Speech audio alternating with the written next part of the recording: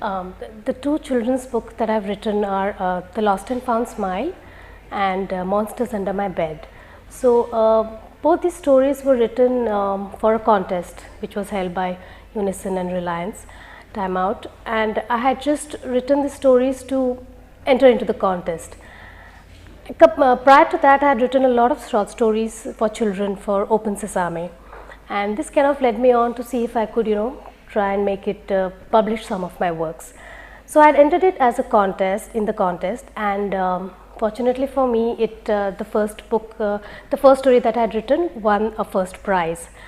It was called Monsters Under My Bed, and the next year when the contest was announced, I decided to try again, and this time I wrote a story called The Lost and Found Smile, and it won the first prize yet again. So that's when I got a little bit of confidence, and I found a readership, and I had some children telling me that they really followed my stories and they liked my stories in Open Sesame. For the story on The Monsters Under My Bed, when I was a child, I lived in a hostel, and we used to sleep on a cot, on a single cot, which was like side by side. And I used to be really scared that if I dropped my hand, there would be someone who would just grab my hand.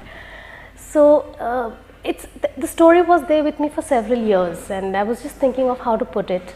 And then I got this the contest that had come about. So I wrote this story, and I didn't really know that it would win a prize or anything. I just wrote it because it was there in me, and it was really heartening to know that a lot of people really enjoyed the story. And as for the second book, one day I was talking to my daughter, and she had a very sullen face. So I asked her, where did your smile go? And that just triggered it off. And then I kind of got the idea, and I followed the idea through. And I started thinking of all the animals or creatures that look like as if they have a smile. Say like a crocodile, which looks as if it's leering, or a cat, which looks as if it's smiling, or even a dolphin, which has a smile on its face. So I kind of brought all these animals together, and I created the story about a naughty smile that runs from one animal to the other, and how this little girl is determined to get it back. And towards the end, I moved away from the animals, and I took it up to the sky, because the moon really looks like a smile. So and then this little girl is tired of her adventure, and then she wants a smile back, and she looks up to the moon and says, please give me back my smile. And the moon says, can I keep it for the night, because it makes me feel so beautiful, and everyone is looking up at me.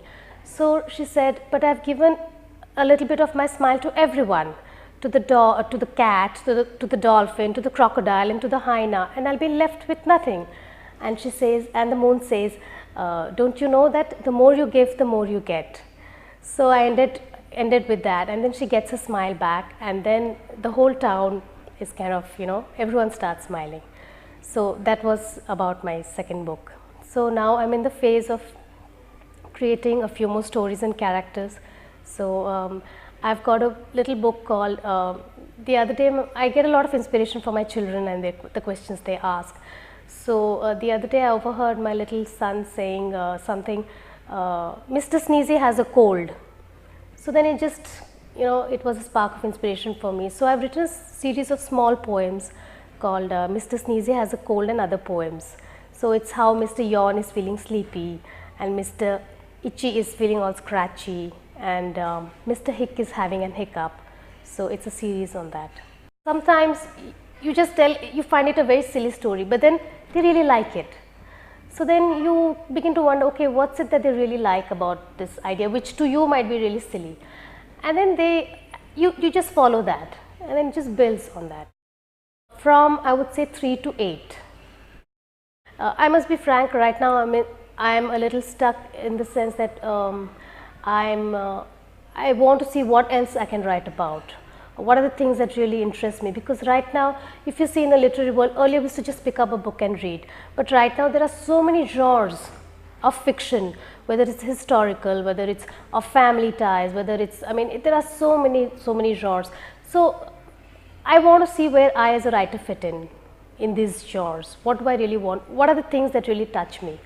Is it mythological characters? Is it historical characters? Is it the day-to-day lives, the family interactions, the relationships?